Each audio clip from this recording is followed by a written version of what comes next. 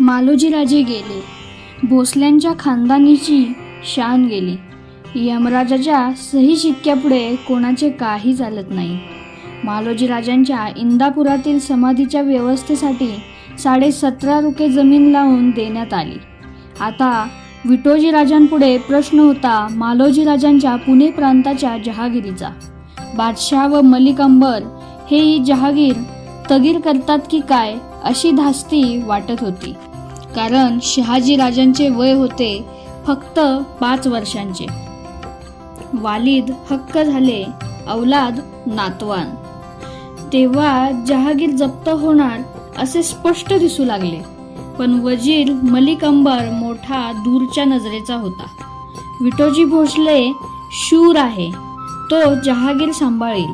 मालोजी राजाची जहागीर शहाजी राजाच्या नावाने तशीच चालू ठेवावी. भोसले माणसे फार कर्तृत्वाची व शूर आहेत, जपावीत, लढायात कामी येतील. जर पुढे शहाजी राजा शूर निघाला तर उत्तमच, नाहीतर विठोजीच्या हयातीपर्यंत चालवू, पुढे जप्त करू असा हिशेब करून जहागीर कायम ठेवण्याचा निर्णय त्याने घेतला. बादशाह निजामशहाने स्वतः होऊन विठोजीराजांना तशरीफ फरमावली. त्याप्रमाणे विठोजीराजे दोन्ही पुतण्यांना बोटाशी धरून दरबारात हुजूर दाखल झाले.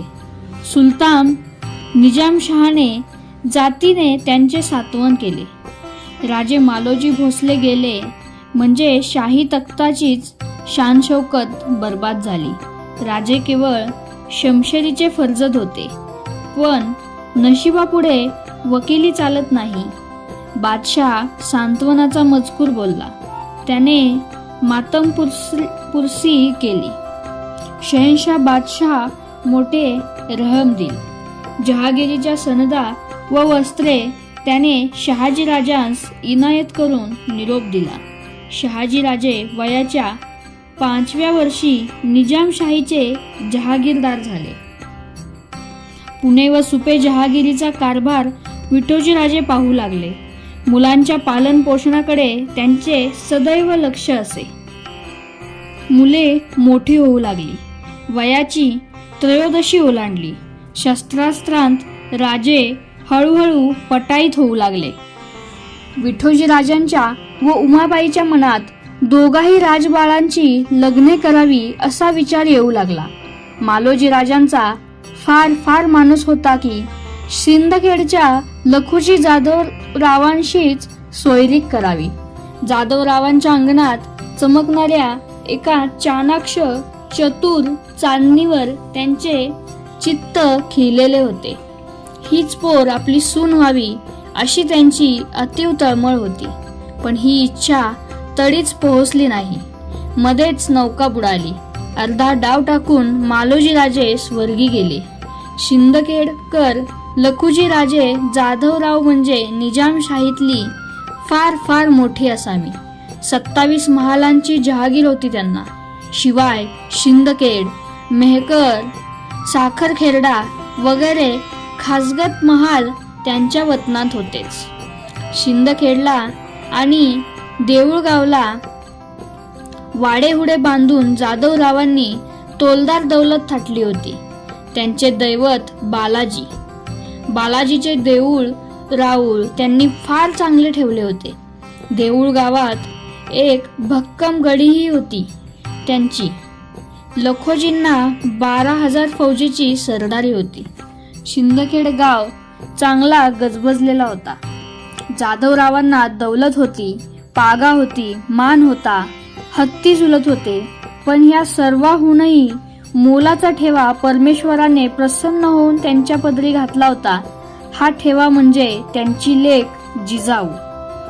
जाधवरावांची ही लेक होतीच तशी देखणी व बहुगुणी, जशी सोन्याच्या समयीतील लवलवती सोनेरी ज्योतच. चपळ, नाजूक, सुंदर, प्रसन्न आणि तितकीच ज्वलंत दीपकळी. लखुजी जाधवांची लाडकी लेक जिजाऊ. हसऱ्या शहाजीराजांच्या शेजारी जिजाऊ शोभावी कशी, अभिमन्यू शेजारी उत्तरा जशी. खरोखरच जिजाऊ सारखे कन्यारत्न श्रीने पैदा केले होते. विठोजी राजांनी जाधवरावांशी सगाईची बोलणी लावली. सनईची लकेर उठली. लखोजी जाधवराव तर हरकून गेले. शहाजी राजांसारखा सोन्याचा तुकडा जावई म्हणून लाभतोय हे पाहून ते आनंदले. लगीनघाई उडाली. जाधवरावांनी ज्योतिषी बुवांना आवाहन दिले. रावांनी मुहूर्त पुसला. ज्योतिषांनी नवग्रह, तिथी आणि नक्षत्रांचे गणित मांडले. बोटावरती मिळवणी केली. अनुकूल पाहिले आणि शुभमंगल मुहूर्त सांगितला. चंद्रवंश सूर्यवंश एक झाले. जिजाऊ भोसल्यांच्या घरची लक्ष्मी झाली. लखोजी राजानं लगन भलं थाटाच केलं. कुबेराले शोभेसा बक्कळ हुंडा दिला. पराठीच्या वराडी मुलखातला सासरा तो. लेख पुण्याचे भोसले राजले दिली. मग असा थाट तर त्याचे करावाच लागतो राजा हो. मंगलवाद्यांच्या दणदणाटात शहाजी राजांच्या शेल्याशी गाठ मारून जोडवी, तोडे आणि पैंजणांच्या मंजूळ निनादात हंसगतीने पावले टाकीत जिजाऊने भोसल्यांच्या आपल्या हक्काच्या घरात प्रवेश केला. जिजाऊ सासरी आली. नवरा नवरी गृहप्रवेशाच्या वेळी लक्ष्मीनारायणासारखे शोभत होते. त्यावेळी जमलेल्या व तिच्याकडे कुतूहलाने व कौतुकाने पाहणाऱ्या प्रौढ सवाष्णींनी तिला निरांजनाने ओवाळले. जिजाऊ मूळचीच रूपाने सुंदर होती. त्यातून लग्नाचा साज सजलेली सही सही लक्ष्मीच. काळेभोर केस, विशाल भाळ, रेखीव भिवया, विलक्षण पाणीदार डोळे, सरळ सळसळीत नाक, शुभ्र सुंदर दात, तांबूस ओठ, गोरा पान गळा, अत्यंत रेखीव बांधा, गोड शब्दस्वर, प्रेमळ बोलणे, विनयी वागणे अन प्रसन्न हसणे अशी होती तिची मूर्ती. अनेक प्रकारचे अलंकार तिच्या अंगावर घातलेले होते. सार्थ लक्ष्मीपूजन. भोसल्यांच्या कुळात सौभाग्य आले. नवा आनंद आला. वराडची रुक्मिणी सोन्याच्या पावलांनी पुणे प्रांती आली. लवकरच शरीफजी राजांचेही लगीन दणाणले.